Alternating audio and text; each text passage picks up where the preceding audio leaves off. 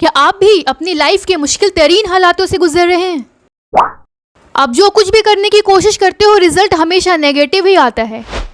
آپ کسی بھی چیز کو پانے کی کوشش کرتے ہو، نہ آپ کی دعا قبول ہوتی ہے اور نہ وہ چیز آپ کو ملتی ہے. دن رات آپ تکلیف میں رہتے ہو، یہاں تک کہ انزائٹی اور ڈپریشن کے مریض بن چکے ہو. کیا یہ ساری چیزیں آپ کے ساتھ بھی ہو رہی ہیں؟ تو آپ آج بالکل ٹھیک جگہ پر آئے ہو. اس ویڈیو میں آپ کو قرآنک علاج بتاؤں گی کہ آخر ہمارے ساتھ ایسا کیوں ہوتا ہے. قرآن میں اللہ تعالیٰ نے ان تمام پرابلم کا سولوشن دیا ہے. ہماری کوتاہی یہ ہے کہ ہم کبھی اسے جاننے کی کوشش ہی نہیں کرتے.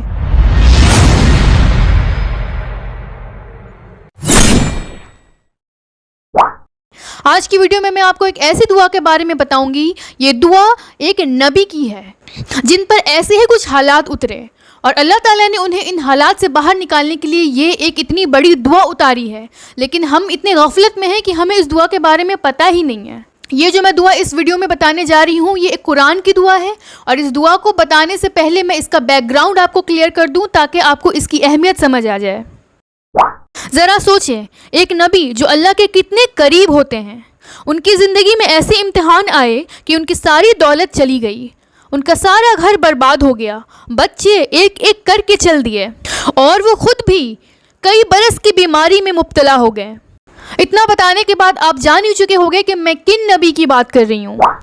میں بات کر رہی ہوں حضرت ایوب علیہ السلام کی. اللہ نے انہیں بے پناہ نعمت دی تھی، صحت، دولت، گھر، بچے.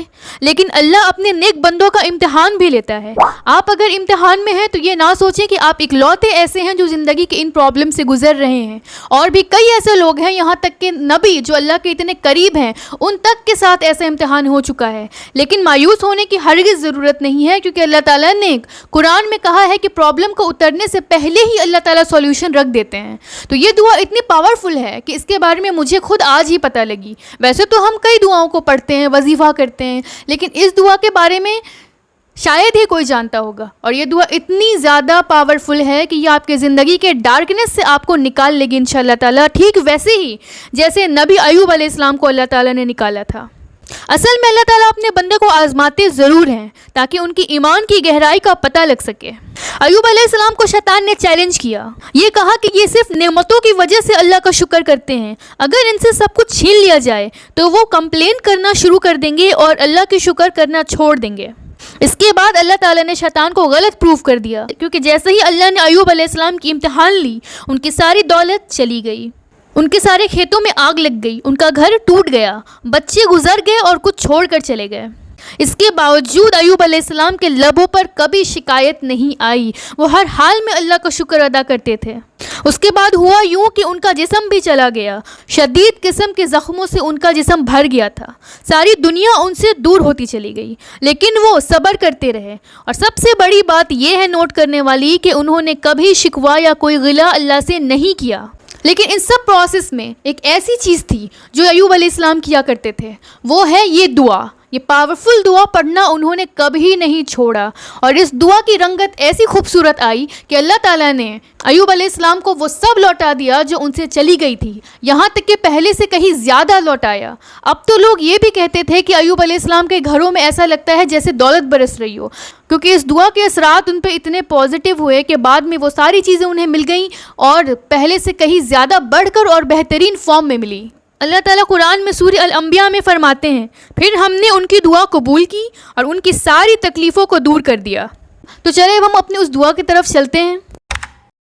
انی مسنی الضر وانت ارحم الراحمین. بے شک مجھے تکلیف نے چھو لیا ہے، تو سب رحم کرنے والوں میں سے سب سے زیادہ رحم کرنے والا ہے. یہ دعا بہت پاورفل ہے. آپ اسے ہر فرض نماز کے بعد 3 دفعہ پڑھیں گے.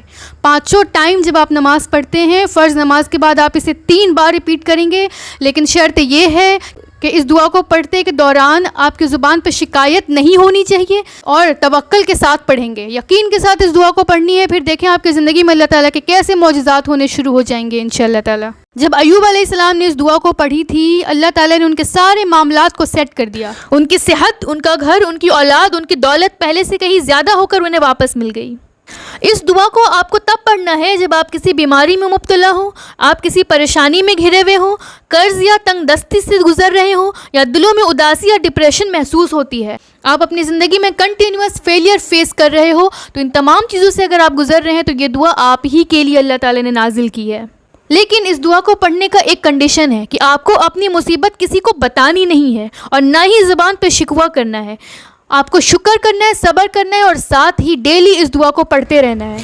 اگر آپ بھی قرآن کے ایسے ہی دعاؤں کو جاننا چاہتے ہیں، زندگی میں اپلائی کرنا چاہتے ہیں اور ساتھ ہی قرآن تفسیر سیریز جوائن کرنا چاہتے ہیں تو آپ میرے چینل کو سبسکرائب کریں، لائک کریں، شیئر کریں، کیونکہ میں اپنے ہر ویڈیو میں قرآن کی ایک ایک سورت سیکوینس وائز تفسیر اور اس کا ڈسکرپشن اور ریئل لائف لیسن ڈسکس کرتی ہوں۔ ساتھ ہی میں قرآن اور حدیث کی آتھینٹک دعائیں، وہ دعائیں جو ہمیں اب تک پتہ نہیں ہیں، جن کے پڑھنے سے ہماری زندگی کے سارے مشکلات دور ہو سکتی ہیں انشاءاللہ، کیونکہ رسول اللہ نے ہمیں کئی آتھینٹک اور سنت دعا سکھائی ہے جس سے ہم اب بھی لا علم ہیں۔ تو میرے چینل کو سبسکرائب کریں، اپنا خیال رکھیے گا، پھر ملتے ہیں ایک نئے ویڈیو میں۔ جزاک اللہ خیرن۔